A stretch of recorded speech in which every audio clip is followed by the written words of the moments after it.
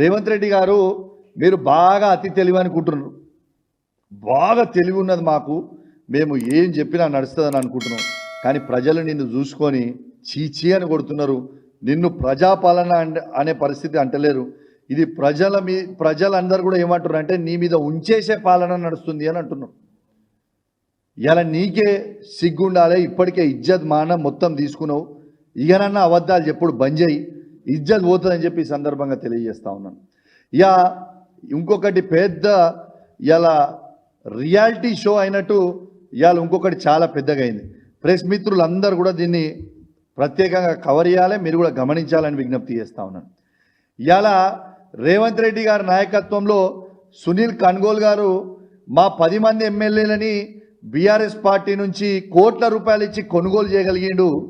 కానీ ఇదే సునీల్ కన్గోల్ గారు మాత్రం రేవంత్ రెడ్డి గారు చెప్తే తెలంగాణ కాంగ్రెస్లో ఏ పాలన బాగుందని ట్వీట్ చేపిస్తే, ఇవాళ ఏ పాలన బాగుందని ట్వీట్ చేయిస్తే దాదాపు దీంట్లో 87,000 మంది ఓట్లేసిర్రు.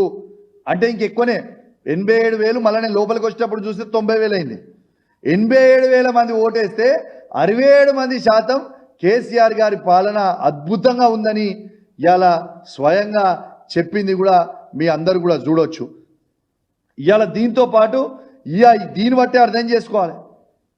ఇవాళ సునీల్ కన్గోల్ గారు రేవంత్ రెడ్డి గారి నాయకత్వంలో సునీల్ కన్గోల్ గారు మా 10 మంది ఎమ్మెల్యేలని కోట్లాది రూపాయలు ఇచ్చి కొనుగోలు చేసుకుంటూ, కానీ రేవంత్ రెడ్డి గారు ఆదేశాల మేరకి ఇవాళ తెలంగాణ కాంగ్రెస్ అఫీషియల్ ట్విట్టర్ అకౌంట్లో పోస్ట్ పెట్టిన సునీల్ కన్గోల్కి ఇవాళ ప్రజలు గిప్ప గుద్దుతే దిమ్మ తిరిగిపోయి కింద పడిపోయే పరిస్థితికి వచ్చింది ఇవాళ ఆన్సర్.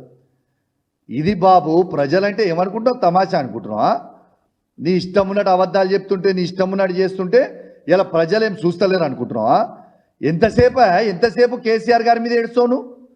ఎంతసేపు కేసీఆర్ గారి మీద ఏడుస్తావు?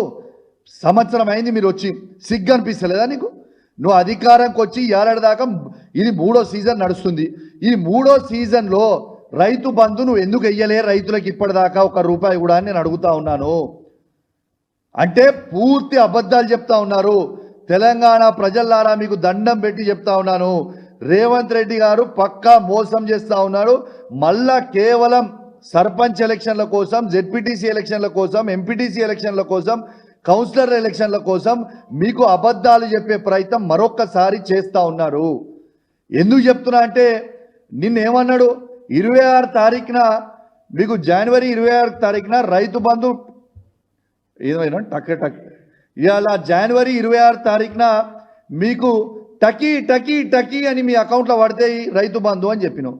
నీ టకీ ఎక్కడ పోయింది? నీ బొందాన్ని బొకం ఎక్కడికి పోయింది రేవంత్ రెడ్డి అని నేను అడుగుతున్నా. నీకు సిగ్గులేదా అని కొంచెం కూడా?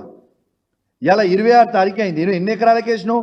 నాకు 500 ఎకరాలకు వేసినట్టున్నావు ఆ రోజు. మరి ఈ 3 రోజుల నుంచి మళ్ళీ 1 రూపాయి ఎందుకు పడలే? ఈ 27 తారీఖు ఏమైంది? 28 తారీఖు ఏమైంది? 29 తారీఖు ఏమైంది? 30 తారీఖు ఏమైంది అంటే ఫిబ్రవరి 5వ తారీఖు ఎలక్షన్ కోడ్, ఎమ్మెల్సీల ఎలక్షన్ కోడ్ వచ్చింది. కోడ్ ద్వారా అన్ని కూడా ఎగ్గొట్టి ఇలా ప్రజలకు అందరూ కూడా ఎలక్షన్ కోడ్ వచ్చింది, నేను ఏం చేయాలని చెప్పే ప్రయత్నం చేస్తూ ఉన్నాడు. ఇలా అంటే ఏం చేస్తుండు? ఇలా ఈ 1 మంత్ ఎమ్మెల్సీ ఎలక్షన్ కోడ్, తర్వాత సర్పంచ్ ఎలక్షన్ కోడ్, తర్వాత ఎంపీటీసీ జెడ్పీటీసీ ఎలక్షన్ కోడ్, తర్వాత కౌన్సిలర్ల ఎలక్షన్ కోడ్. అంటే ఒక 6 నెలల పాటు ఇలా కేవలం ఎలక్షన్ కోడ్ మీద ఇవన్నీ కూడా జరిపే ప్రయత్నం చేస్తూ ఉన్నారు. నిన్న కూడా మళ్ళీ సర్పంచ్ దానికోసం ఎలక్షన్ల కోసం నా హుజరాబాద్ నియోజకవర్గంలో సాచ్యురేషన్ మోడ్లో కేసీఆర్ గారు దళిత బంధు అనే పైలట్ ప్రాజెక్ట్ మొదలు పెడితే ఇలా అద్భుతంగా 18,500 మంది కుటుంబాలకి నా నియోజకవర్గంలో మాత్రం ఇచ్చినప్పుడు,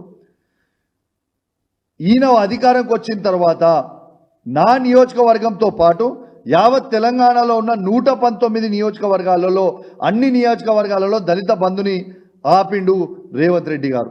ఇలా కేసీఆర్ గారి నాయకత్వంలో మేము అద్భుతంగా పోరాటం చేసిన తర్వాత నిన్న ఇలా అది రిలీజ్ చేయమని చెప్పి నేను ఆర్డర్ ఇచ్చిండు. అది కూడా మోసమే. ఎందుకంటున్నా అంటే 5 రోజుల ఎలక్షన్ కోడ్ వస్తే, ఖచ్చితంగా 5 రోజుల ఎలక్షన్ కోడ్ వస్తే మళ్ళీ ఎలక్షన్ కోడ్ ఉంది అని చెప్పి మళ్ళీ ఆపే ప్రయత్నం చేస్తూ ఉన్నాడు. ఇది వాస్తవము. నేను ఒక్కటే చెప్తున్నా, రేవంత్ రెడ్డి గారు తెలంగాణ ప్రజలు చాలా చైతన్యవంతుల ప్రజలు. నువ్వు జాదా హుషారి నేను జానుకు కత్రా అవుతుంది నీకు. నేను ఇవాళ నువ్వు ఇంద్రమ్మ ఇండ్లు మొత్తము అందరికి ఇచ్చిన తర్వాతనే నువ్వు ప్రతి గ్రామంలో సర్పంచ్ కానీ ఎంపీటీసీ కానీ జెడ్పీటీసీ కానీ కౌన్సిలర్ కానీ నువ్వు ఓట్లు అడగాలి. ఇలా ప్రతి ఒక్కరికి ఆత్మీయ భరోసా నువ్వు వేసిన తర్వాతనే 1,02,00,000 మందికి నువ్వు వేసిన తర్వాతనే నువ్వు సర్పంచ్ కానీ ఎంపీటీసీ కానీ కౌన్సిలర్లకు కానీ నువ్వు ఓట్లు అడగాలి. ఇవాళ నువ్వు ప్రతి ఎకరానికి రైతు బంధు వేసిన తర్వాతనే ఇవాళ నువ్వు సర్పంచ్ కానీ ఎంపీటీసీ కానీ జెడ్పీటీసీ కానీ కౌన్సిలర్ కానీ నువ్వు ఓటు అడగాలి. ఇలా నా నియోజకవర్గంతో పాటు యావత్ తెలంగాణలో ఉన్న దళిత బంధుని కేసీఆర్ గారు విడుదల చేసిన దళిత బంధుని వాళ్ళ అకౌంట్లో డబ్బులు వేసిన తర్వాతనే నువ్వు సర్పంచ్ కానీ జెడ్పీటీసీ కానీ ఎంపీటీసీ కానీ కౌన్సిలర్ కానీ ఓట్లు అడగాలి. నువ్వు ఓట్లు అడిగి నువ్వు ఇవి అన్నీ ఇవ్వకుండా నువ్వు ఓట్లు వచ్చి అడిగితే ప్రజలు మాత్రం ఇంతకుముందు నిన్ను గిప్ప గుద్దినట్టు నీ అఫీషియల్ ట్విట్టర్ అకౌంట్లో పెడితేనే ప్రజలు నిన్ను గిప్ప గుద్దినట్టు మళ్ళీ అప్పుడు కూడా ఆ ఓట్ల గిప్ప గుద్దుదురు ఖాయం. తస్మా జాగ్రత్త అని హెచ్చరిస్తా ఉన్నాను. దాంతోపాటు అదేవిధంగా మేము పెట్టలే, ఇది కూడా ఆర్టీవీ వాళ్ళు పెట్టిండ్రు. ఆర్టీవీ వాళ్ళు కూడా పెట్టిన దాంట్లో ఏమొచ్చిందో చూడండి. 80% మంది కేసీఆర్ గారి పాలన కోరుకుంటున్నారు, 20% మంది రేవంత్ రెడ్డి గారి పాలన కోరుకుంటున్నారు అని చెప్పారు. ఇకనన్నా సిగ్గుండాలా వద్దా రేవంత్ రెడ్డి గారికి? రేవంత్ రెడ్డి గారు దున్నపోతు మీద వర్షం పడితే కనీసం ఆ దున్నపోతు తోకన్న ఆడిస్తుంది. ఈ ప్రభుత్వం మీద వర్షం పడినా ఇలా కనీసం ఇంచు కూడా కదలకుంటున్నారు.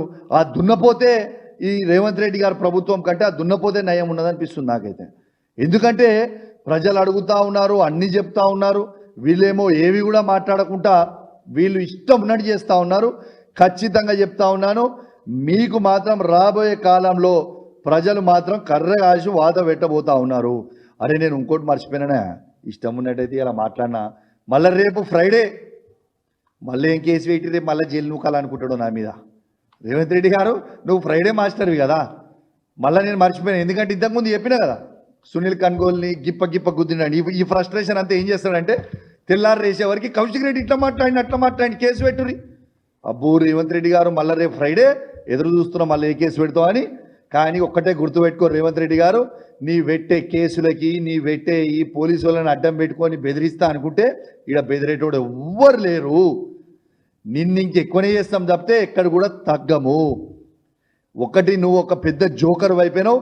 మా తెలంగాణ రాష్ట్రానికి పట్టిన శని ఎవరంటే రేవంత్ రెడ్డి గారు, ఈ కాంగ్రెస్ ప్రభుత్వం అని చెప్పక తప్పదని చెప్పి ఈ సందర్భంగా తెలియజేస్తూ ఇలా సెలవు తీసుకుంటా ఉన్నాం. జై తెలంగాణ, జై కేసీఆర్.